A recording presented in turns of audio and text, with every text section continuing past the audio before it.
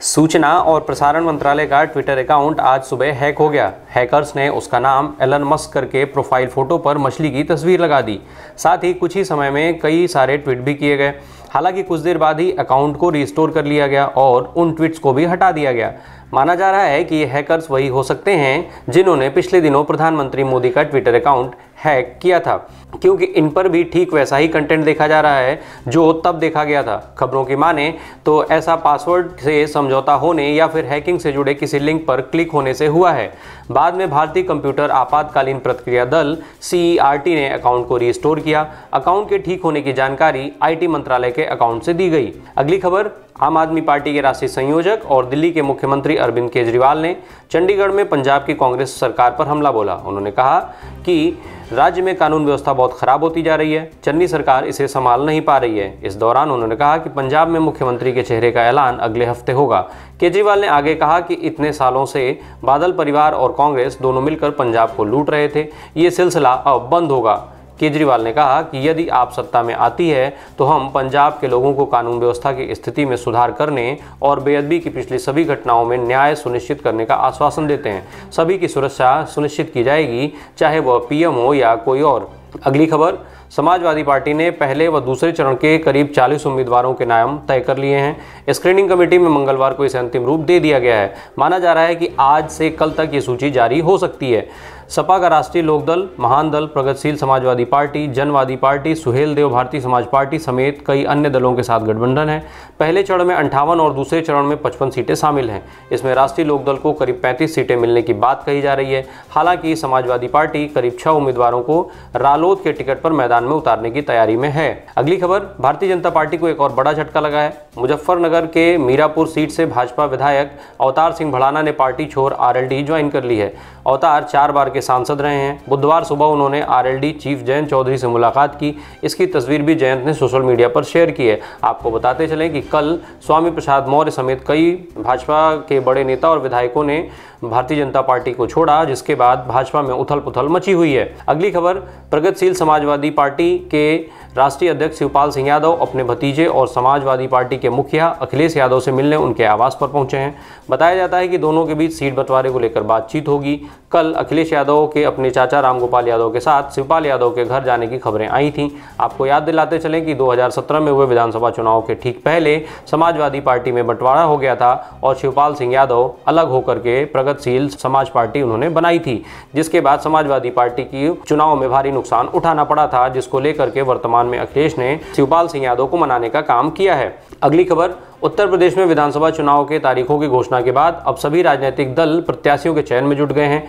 Congress party टिकटों के बंटवारे में पार्टी महासचिव प्रियंका गांधी के नारे लड़की हूं लड़ सकती हूं को सबसे ज्यादा तवज्जो देने का प्लान तैयार कर रही है। खबरों की माने तो योगी शासन के दौरान बेइज्जती, रेप और प्रताड़ना की शिकार हुई महिलाओं की लिस्ट तैयार की जा रही है। इन महिलाओं और उनके करीबी रिश्तेदारों को टिकट देने पर विचार किया जा रहा है। इसमें उन्नाव और हाथरस रेप विक्टिम भी शामिल हैं। आपको याद दिला दें कि प्रियंका ने टीवी चैनल को दिए इंटरव्यू में भी इस ओर इशारा किया था कि लड़ने वाली लड़की को टिकट दिया जाएगा। उन्होंने कहा था कि हमारी लिस्ट में ऐसी महिलाएं हैं जो खड़ा होना चाहती हैं अपने लिए, जो लड़ना चाहती हैं, जिन पर अत्याचार हुआ है। हम कह रहे हैं अगर आपके साथ किसी विधायक ने अत्याचार किया है तो हम आपको टिकट देंगे। आप चुनाव लड़ो, विधायक बनो, सत्ता अपने हाथ में लो और लड़ो। अगली खबर, स्वामी प्रसाद मौर्य की बेटी संघमित्रा मौर्य ने पिता के सपा में जाने की बात को खारिज कर दिया है। उन्होंने कहा है कि उनके पिता किसी पार्टी में नहीं गए हैं।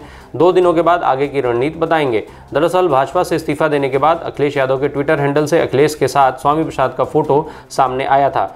इसमें स्वागत संदेश भी लिखा था। इसी के बाद से उनके सपा में शामिल होने की चर्चाएं तेज हो गई थी, लेकिन इससे उनकी बेटी ने इनकार किया है। संघमित्रा मौर्य बदायूं से भारतीय जनता पार्टी की सांसद हैं और स्वामी प्रसाद मौर्य की बेटी हैं। अखिलेश यादव के ट्वीट को लेकर के उन्होंने कहा कि इस तरह की फोटो पहले भी सामने आ चुकी है।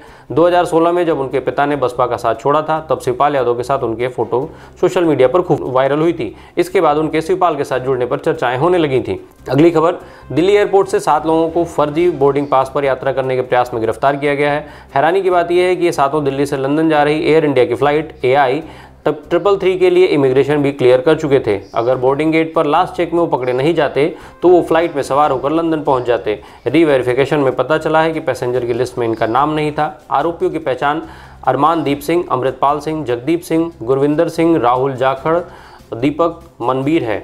इन लोगों को फर्जी डॉक्यूमेंट पंकज, रंजीत और कृष्ण नाम के एजेंटों ने बना करके दिए थे। पुलिस ने कहा कि 7 लोगों ने अपने बोर्डिंग पास, नेगेटिव RT-PCR और रिपोर्ट और अन्य दस्तावेज के लिए दिल्ली के एजेंट को 12 लाख रुपए का पेमेंट किया था। एजेंटों ने उन्हें ब्रिटेन में परमानेंट सेटलमेंट का आश्वासन दिया था। अगली खबर, समुद्र में चीन का दबदबा खत्म करने के लिए दुनिया एकजुट होने लगी है। दक्षिण चीन सागर में अब हिंद और प्रशांत क्षेत्र में चीन को जवाब देने की स्ट्रेटजी पर तेजी से काम हो रहा है। इसके तहत भारत, फ्रांस और जर्मनी ने पिछले साल हाथ मिलाया था। अब जर्मनी का लेटेस्ट वॉरशिप बेयर्न 21 जनवरी को मुंबई पहुंच रहा है। इसके बाद फ्रांस भी अपना वॉरशिप भारत भेजने वाला है। कुल मिलाकर यह चीन को साफ मैसेज है कि समुद्र में एक तरफा दबदबा कायम करने की उसकी चाल कामयाब नहीं होने दी जाएगी। एक मीडिया रिपोर्ट के मुताबिक पिछले साल अमेरिका के बाद जर्मनी और फ्रांस ने भी साफ कर दिया था कि हिंद प्रशांत हो या साउथ चाइना सी, यहाँ इंटरनेशनल रूल्स के तहत ही ट्रेड और बाकी ऑपरेशंस होंगे। अगली खबर, बैडमिंटन खिलाड़ी साइना नेहवाल पर आपत्तिजनक कमेंट करने वाले एक्टर सिद्धार्थ ने माफ़ी मांगी है। सिद्धार्थ ने मंगलवार को सोशल मीडिया पर माफ़ीनामा पोस्ट कर बैडमिंटन खिलाड़ी साइना नेहवाल से माफ़ी मांगी है। अपने माफ़ीनामे में एक्टर ने लिखा, मैं अपने भद्दे मजाक के लिए आपसे माफ़ी मांगना चाहता हूं। मैं आपसे असहमत हो सकता हूं, लेकिन गुस्से या निराशा में भी मैंने जिन शब्दों और लहजे का इस्तेमाल किया उसे सही नहीं ठहराया जा सकता। सिद्धार्थ ने आगे लिखा, मैं हमेशा से नारीवाद का समर्थक रहा हूं। एक महिला के रूप में आप पर तंज करने का मेरा कोई इरादा नहीं था। मुझे उम्मीद है कि आप मेरे पत्र को स्वीकार करेंगी। आप हमेशा मेरी चैंपियन रहेंगी। अगली खबर, इस हफ्ते में शेयर बाजार तीसरे दिन लगातार तेजी में है। बॉम्बे स्टॉक एक्सचेंज BSE का सेंसेक्स 450 पॉइंट्स बढ़कर 61,014 पर कारोबार कर रहा है। इससे निवेशकों ने 5 सेकंड में करीब 1.5 लाख करोड़ रुपए की कमाई की है। आज मार्केट कैप 276.64 लाख करोड़ रुपए पहुंच गया है, जो कल 275.27 लाख करोड़ रुपए था। TCS, विप्रो और इन्फोसिस के दिसंबर तिमाही के रिजल्ट आज आने वाले हैं। उम्मीद जताई जा रही है कि तीनों ही कंपनियों का प्रदर्शन बेहतर रहेगा। अगली खबर, भारत और पाकिस्तान के बीच क्रिकेट मैच देखने के लिए दोनों देशों के फैन बेसब्री से इंतजार करते हैं। भारत पाकिस्तान के राजनयिक रिश्तों के कारण दोनों के बीच कोई सीरीज नहीं खेली जाती है। अब पाकिस्तान क्रिकेट बोर्ड के चीफ रमीज रजा ने भारत पाकिस्तान के बीच सीरीज होने को लेकर के बड़ी पहल की है। वो ICC के सामने एक ऐसा प्रस्ताव रखने जा रहे हैं जिसे अगर मान लिया गया तो दोनों देशों के बीच हर साल T20 मैच की सीरीज देखने को मिलेगी। रमीज रजा 4 देशों की एक सीरीज का प्रस्ताव रखने जा रहे हैं जो हर साल एक बार खेली जाएगी। भारत पाकिस्तान के अलावा इस सीरीज में इंग्लैंड और ऑस्ट्रेलिया की टीमें होंगी। PCB चीफ ICC की अगली बैठक में इस सीरीज का प्रस्ताव रखेंगे। रमीज ने ये जानकारी खुद ट्वीट करके दी थी। अगली खबर, देश में कोरोना के नए वेरिएंट ओमिक्रॉन के बढ़ते मामलों के बीच एक राहत की खबर यह आई है कि अब अगर आप इस वेरिएंट से संक्रमित होते हैं तो तुरंत इसकी जांच कर सकते हैं।